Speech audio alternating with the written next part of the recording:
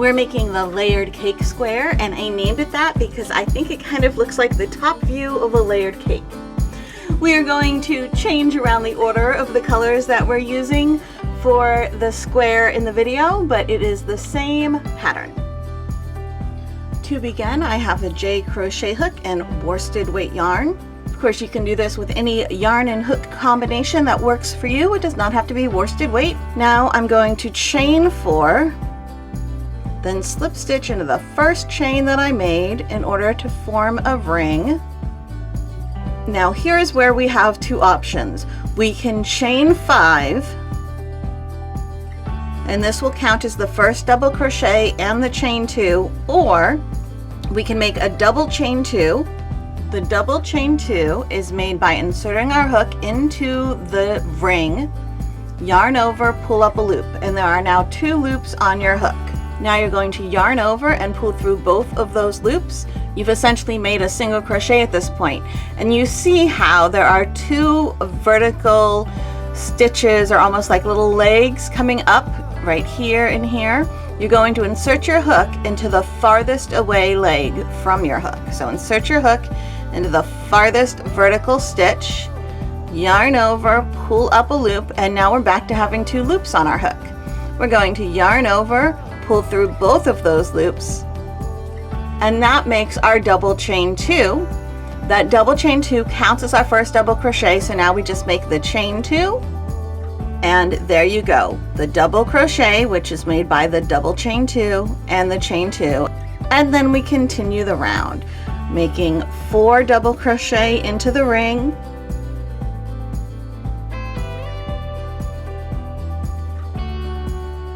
and then a chain 2, and then we repeat that 2 more times.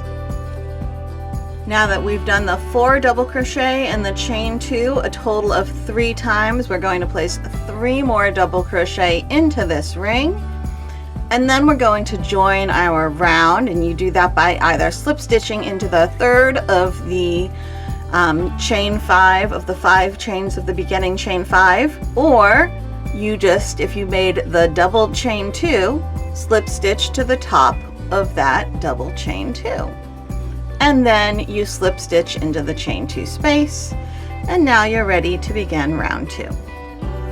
Round 2, chain 5. Again, this is going to count as the first double crochet and the chain 2, and now put 2 double crochet into the chain 2 space, then double crochet in each of these stitches across. So there's 4 stitches here that I'm going to double crochet into.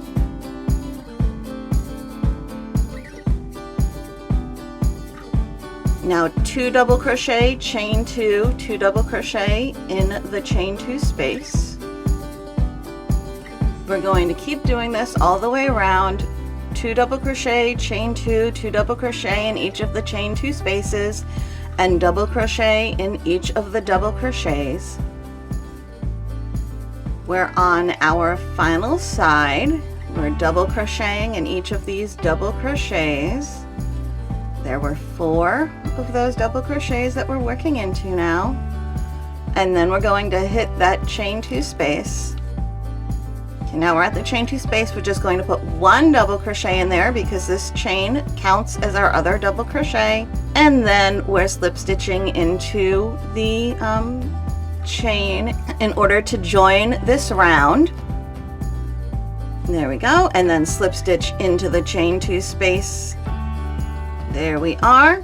And now we're going to repeat round 2. When we did round 2, we ended up with 8 stitches on each side and chain 2s on each corner. When we repeat this, we're going to end up with 12 stitches on each side and chain 2 in each corner. So repeat round 2 again to make round 3.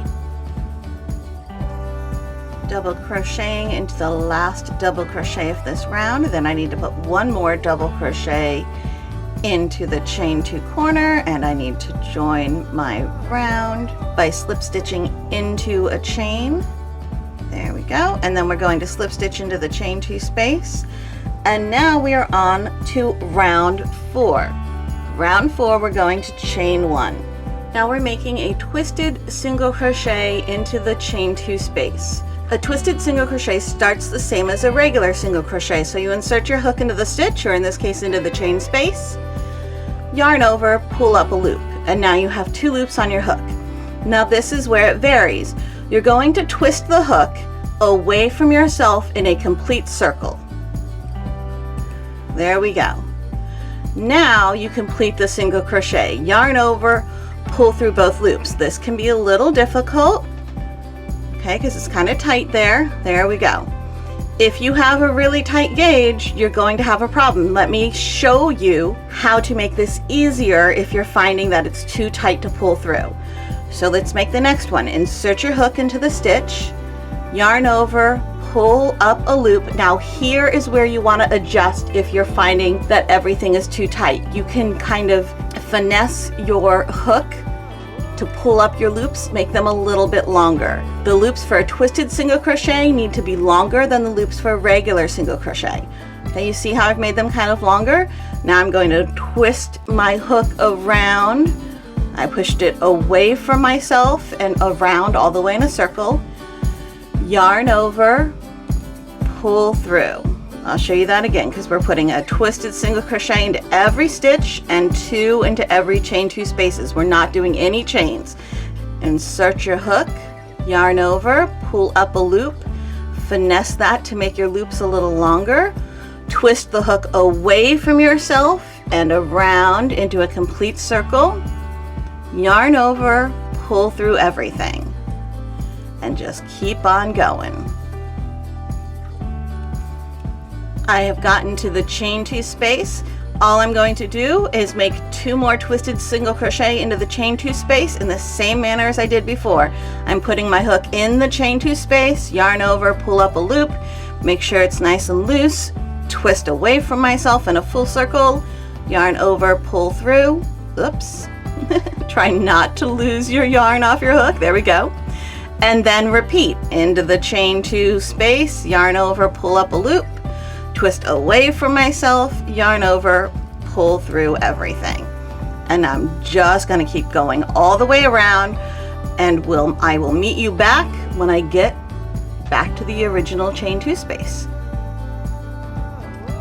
I've made it back to the original chain 2 space, and I need to place 1 more twisted single crochet in that chain 2 space. Now you can just slip stitch into the first twisted single crochet, just kind of shove on in there and slip stitch and fasten off. Let me show you a much more invisible join for this. I'm going to start by cutting my yarn nice and long. I always like to work with a nice long yarn tail. And then I need a yarn needle. All right, I just pulled that loop until the tail came out.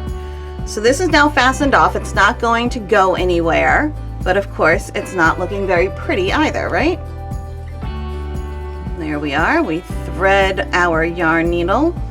And now what I do is I turn this around so I'm looking at the back, and you see these 2 little loops that are going over top of my stitch. I'm inserting my needle under those 2 little loops, and then I'm just going to kind of bury it inside a few of these stitches.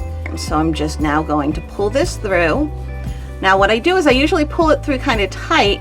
I want these 2 pieces to butt up against each other, but then I kind of hold these 2 how I want them and loosen things up a bit. I want the seam to hide between these 2 stitches, but I don't want to accidentally yank everything together. Now that I've done that, I'm just going to insert my needle again in a little bit of a different spot so that I'm not actually going to pull my yarn right out. And I'm running the needle once more through the center. See, I can't see the needle on either side, so through the center of all those stitches. And I am using a sharp needle so that it will actually cut through some of the yarn that's inside of here, which will make it weave in even better and just have a stronger join.